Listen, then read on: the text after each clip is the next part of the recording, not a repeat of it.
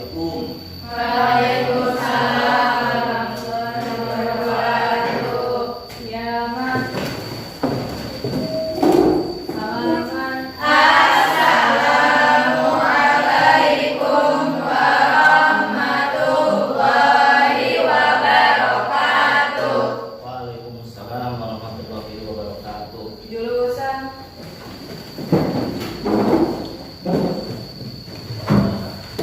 Apa kabar anak-anak pagi ini? Alhamdulillah. Alhamdulillah. Sebelumnya Bapak akan mengecek dulu prosensi kehadiran atau absen ya. Barangkali di kelas kita ini ada yang tidak hadir. Siapa? Nela. Siapa? Nela. Nela. Terus alasannya apa? Sakit. Sakit. Terus siapa lagi? Hoer. Kenapa Hoer? Sakit itu Pak. Sakit. Terus Siti. Siti. Sakit atau izin? Izin. Izin. Ya berarti 3 orang ya, yang 2 orang yang sakit, berarti 1 orang izin. Mudah-mudahan yang sakit Allah Subhanahu wa taala memberikan kesembuhan lagi seperti sedia kalanya, dan mudah-mudahan kita semua diberikan kesehatan oleh Allah Subhanahu wa taala. Amin. Dalam kesempatan ini ya, Bapak akan menanyakan dulu kepada kalian sebelum materi dimulai ya. Barangkali kalian ingat materi yang sebelumnya Tentang periode apa? dakwah Rasulullah dan Dakwah Rasulullah periode Mekah. Alhamdulillah ya. Mudah-mudahan kita semua mendapatkan ilmu yang bermanfaat.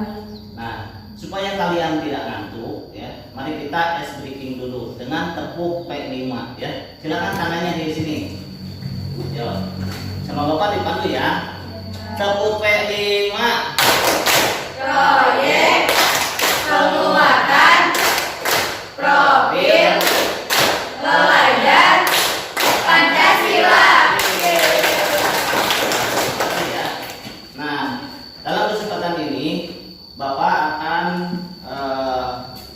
menyampaikan tujuan pembelajarannya ya, yaitu menganalisis dan menilai tanggapan kaum muslimin tentang wafatnya Rasulullah Shallallahu Alaihi Wasallam. Jadi temanya yaitu perkembangan dakwah Nabi Muhammad Shallallahu Alaihi Wasallam periode Madinah. Nah, sebelumnya Bapak akan menampilkan dulu peta konsepnya seperti ini ya. Nah ini ya, jadi tanggapan kaum muslimin tentang wafatnya Rasulullah Shallallahu Alaihi Wasallam. Nah di sini ada 2, berarti ada menjelang wafatnya beliau Rasulullah Shallallahu Alaihi Wasallam dan wafatnya Rasulullah Shallallahu Alaihi Wasallam, antara sebelum dan Sesudah. Nah di sini turun ya, yaitu banyak para utusan kabilah-kabilah Arab tentang menghadap Rasulullah untuk menyatakan diri memeluk agama Islam. Terus setelah wafat, yaitu pada hari Senin 12 Rabiul Awal 11 Hijriah atau 8 Juni 632 Hijriah, yaitu melihat wafatnya Rasulullah Shallallahu Alaihi Wasallam, segera Aisyah keluar rumah dan memberitahukan kepada kaum muslimin. Terus di pangkuan Siti Aisyah radhiyallahu anha. Ini ya. Nah, sekarang Bapak akan menampilkan video ya tentang wafatnya Rasulullah Shallallahu Alaihi Wasallam, dan setelah itu kita mendiskusikan ya. Silakan lihat. Setiap kali ada kain dicelupkan di air, ditempelkan di kening Rasulullah langsung mengering. Saat itu Nabi Muhammad mengucapkan kalimat la ilaha illallah innal mauti lasakarat. Kemudian Nabi Muhammad berpesan dengan banyak pesan, dan di antara pesan Rasulullah ada Bismillahirrahmanirrahim. malaikat Jibril berkata, ya Rasulullah, di depan ada malaikat Israel mau masuk. Kata Rasulullah, masuk sini. Kemudian malaikat Israel mengucapkan salam, dan setelah mengucapkan salam, malaikat Israel menawarkan, ya Rasulullah, aku disuruh oleh Allah untuk mencabut nyawamu atau membiarkanmu. Aku disuruh oleh Allah untuk memberikan pilihan kepadamu tentang kau di dunia atau di dunia, atau kau di Quran atau dengan Allah. Nabi Muhammad menjawab,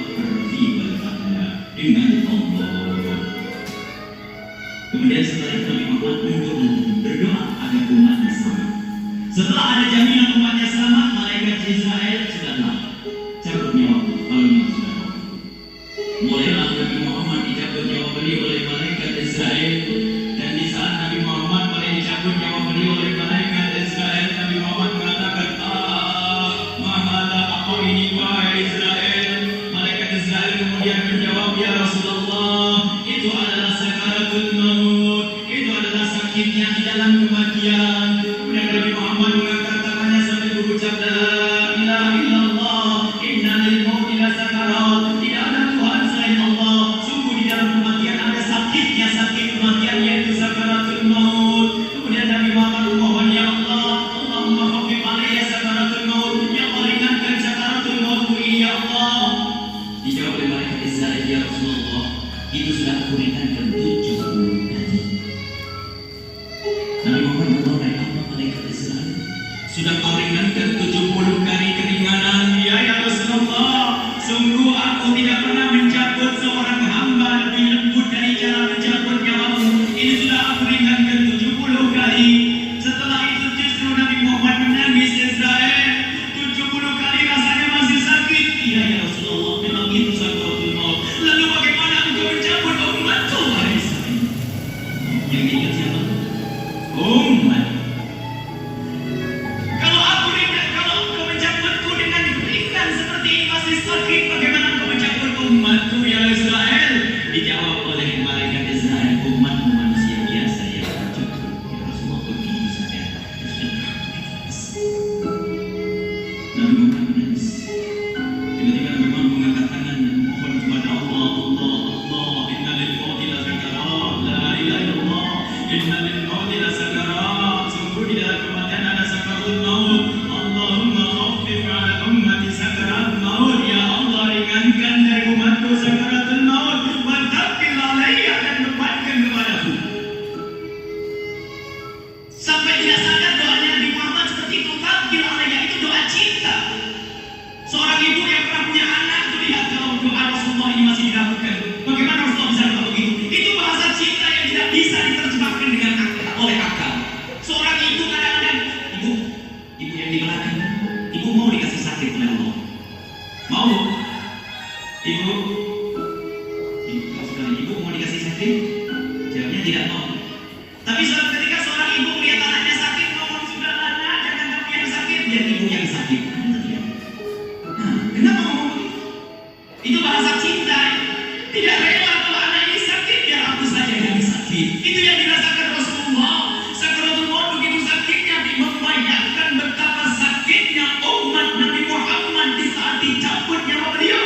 Maka Rasulullah mengatakan, ya Allah, ringankan sakaratul maut dari umatku, berikan kepadaku saja, ya Allah. Wala sawfa yu'tika Allah. Permintaan Nabi Muhammad tidak ditolak oleh Allah. Dikabul dan dikabul oleh Muhammad. Sallallahu alaihi wasallam. Dan benar, sakaratul maut kita ditahan oleh Rasulullah, ditanggung oleh Rasulullah, sehingga digambarkan oleh Imam Bukhari di saat Nabi Muhammad dicabut nyawa beliau. Siti Aisyah yang ada di situ, Rasulullah berada di pangkuan Siti Aisyah, yang saat itu Siti Aisyah melihat keringat dingin keluar dari kening Rasulullah. Siti Aisyah tidak merasa pernah melihat keringat keluar seperti itu. Bahkan di saat dipegang kepala Rasulullah, panasnya melebihi dari panasnya orang biasa. Setiap kali ada kain dicelupkan di air, ditempelkan di kening Rasulullah, langsung mengering. Dan saat itu Nabi Muhammad mengucapkan kalimat la ilaha inna lil mauti la sakarat. Kemudian Nabi Muhammad berpesan dengan banyak pesan, dan di antara pesan Rasulullah adalah akrim minni ala ummati salam, akrim minni salam ala ummati wa ala man ittaba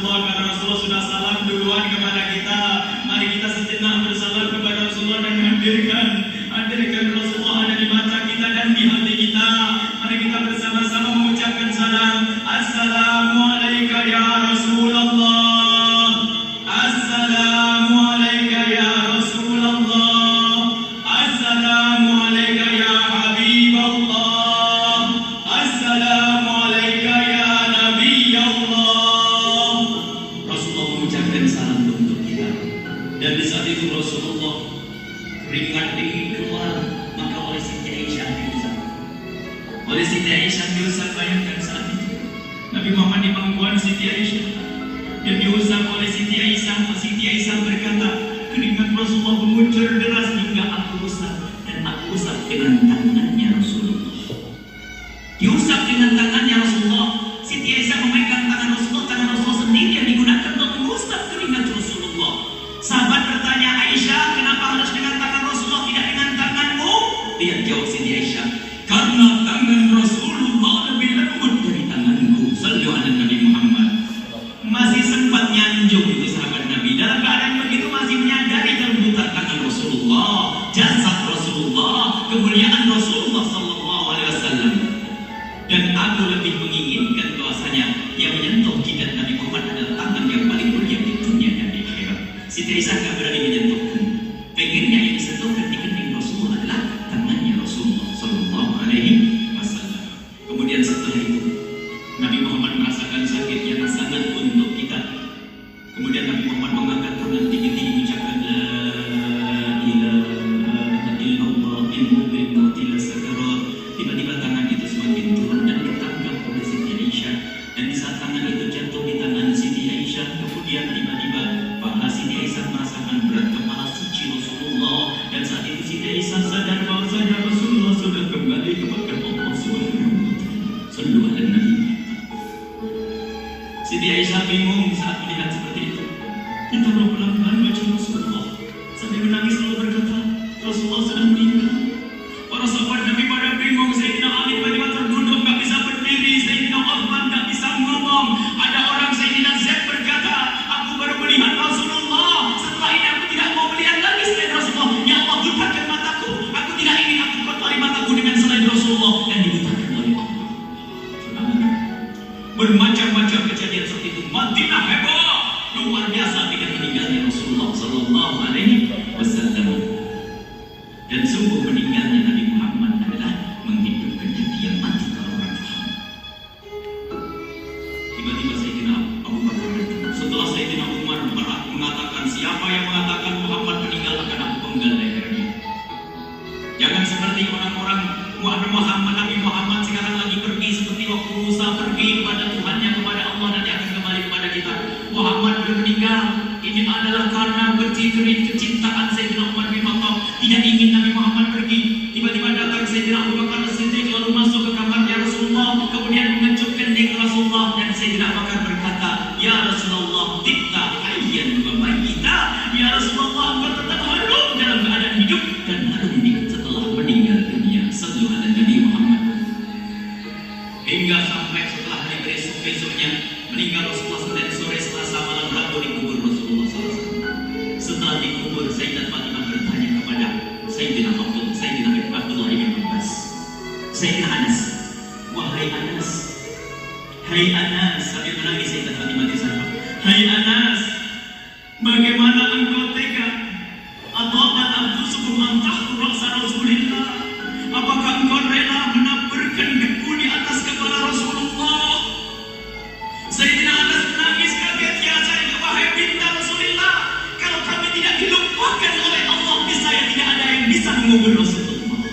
Jadi saat itu dilupakan oleh Allah, sehingga mereka tidak menyadari melakukan itu semua. Kalau mereka sadar, tidak akan bisa mengubur Rasulullah sallallahu alaihi wasallam. Ini yang diungkapkan oleh Sayyidina Anas.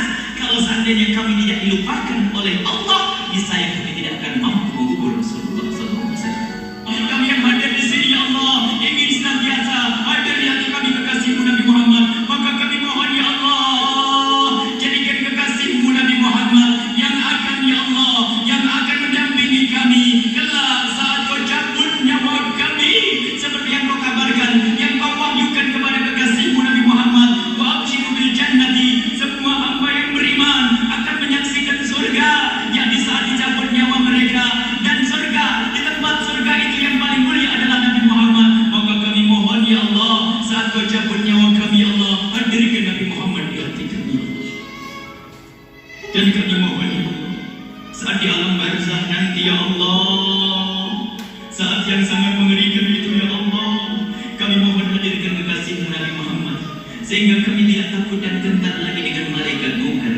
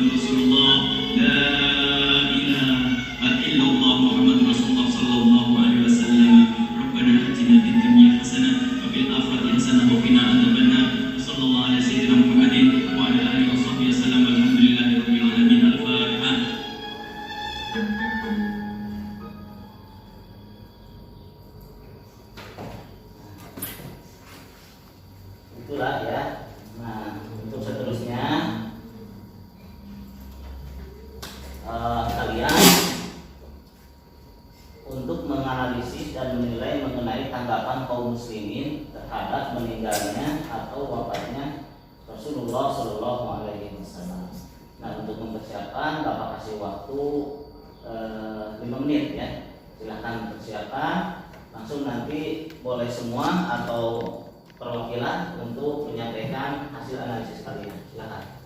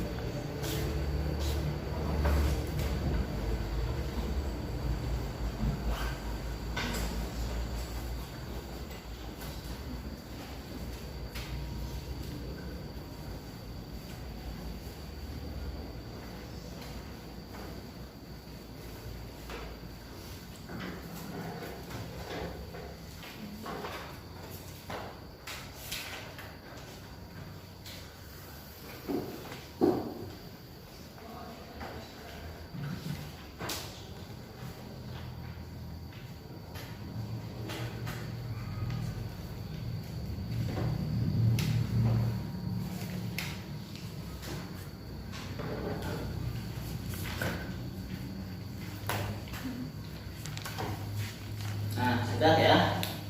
Setelah kalian menganalisis dan juga mengamati video tersebut, silakan di antara kalian ada yang membacakan hasil analisisnya. Siapa namanya? Renza. Ya, silakan Renza. Setelah saya menganalisis video tersebut bahwa malaikat Jibril berkata kepada Rasulullah, "Ya Rasulullah, di depan ada malaikat Israel mau masuk." Maka Rasul pun mempersilahkan untuk masuk.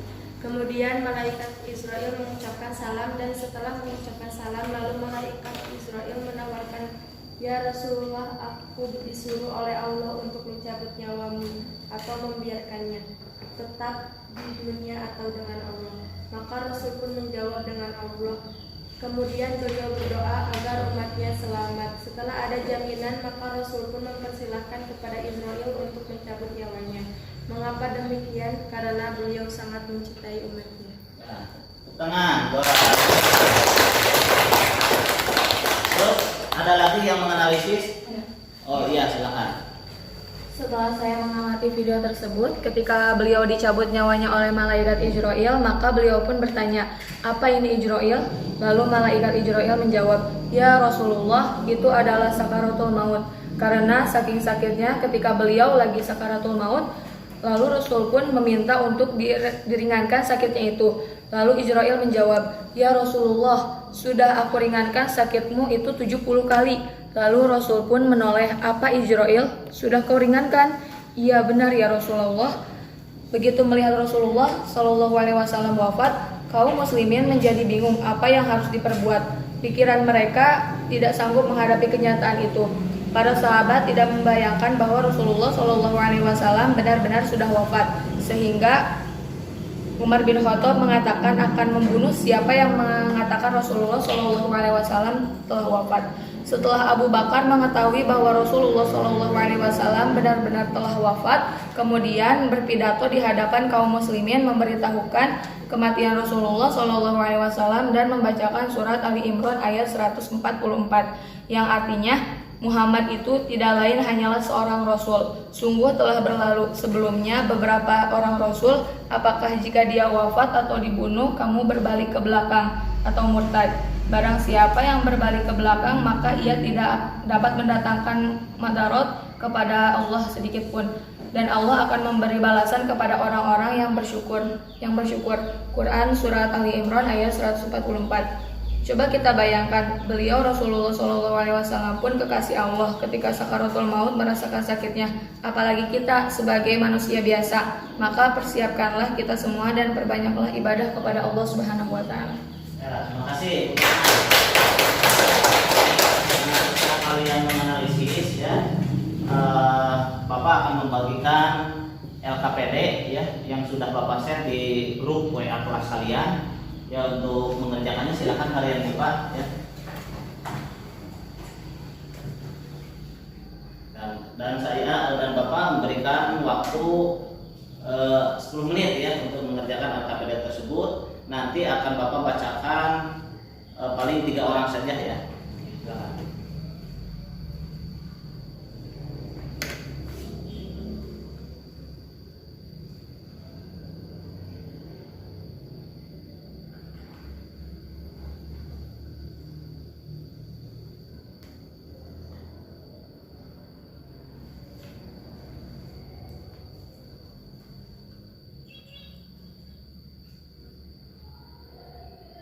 Sudah ya.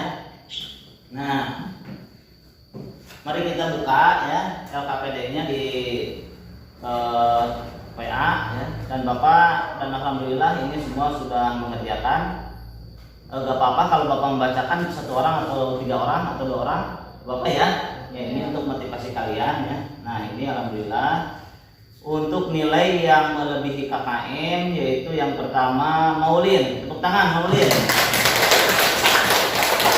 Terus yang kedua adalah Tati, tepuk tangan. Nah, terus maaf ya nilainya berarti di atas KKM ya. Terus yang ketiga adalah Lilis Kartika, tepuk tangan.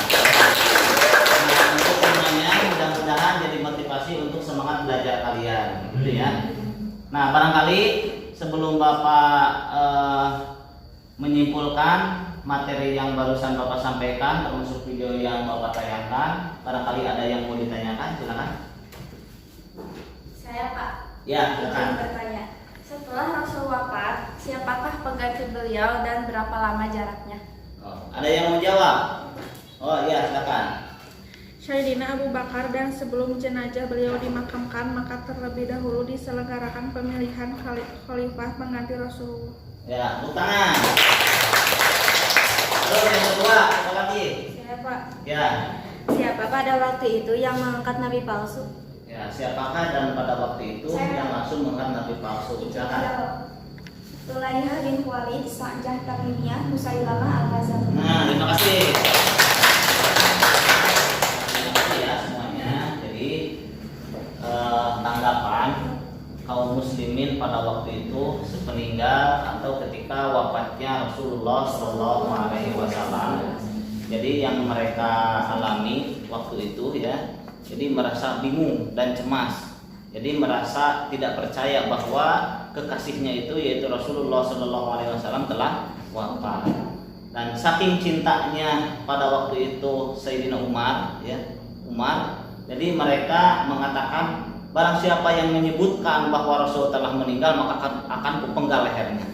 Nah itu saking cintanya kepada Rasulullah Shallallahu Alaihi Wasallam. Nah ketika itu datanglah Abu Bakar dan membacakan surat Quran surat Al-Imran ayat 144 yang tadi dibacakan oleh teman kalian, yang akhirnya yang pada intinya yaitu apakah kalian dengan sepeninggalnya Rasulullah akan kembali, maksudnya akan kembali murtad. Nah itu ya, maka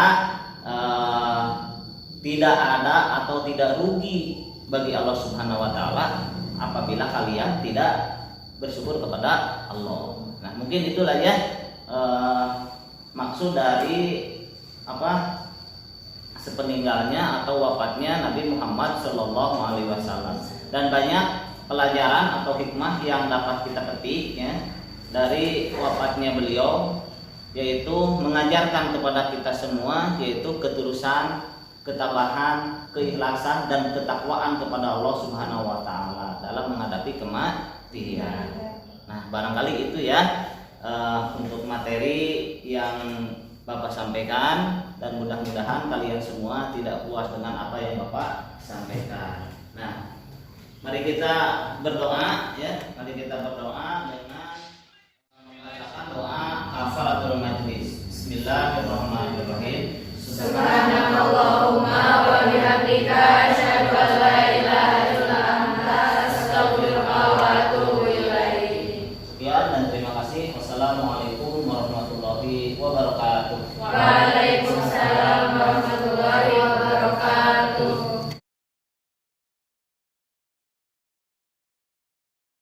Assalamualaikum warahmatullahi wabarakatuh. Yang saya hormati Bapak Ibu dosen penguji UKIN PPG dalam jabatan Bet 2 kategori 1 LPTK IAIN Syekh Nurjati Cirebon tahun 2023. Perkenalkan, nama saya Nurdin Kurnia, NIM 22811222998. Mahasiswa PPG dalam jabatan B2 kategori 1 LPTK IAIN Syekh Nurjati Cirebon tahun 2023. Pada hari ini Jumat tanggal 1 Desember tahun 2023, saya akan melaksanakan praktek pembelajaran di MA Al-Husna Cisalak mengambil tema perkembangan dakwah Rasulullah Shallallahu Alaihi Wasallam periode Madinah dengan subtema 1, tanggapan kaum muslimin terhadap wafatnya Rasulullah Shallallahu Alaihi Wasallam. Dan saya mohon saran atau masukannya supaya agar lebih baik untuk kedepannya. Sekian dan terima kasih. Wassalamualaikum warahmatullahi wabarakatuh.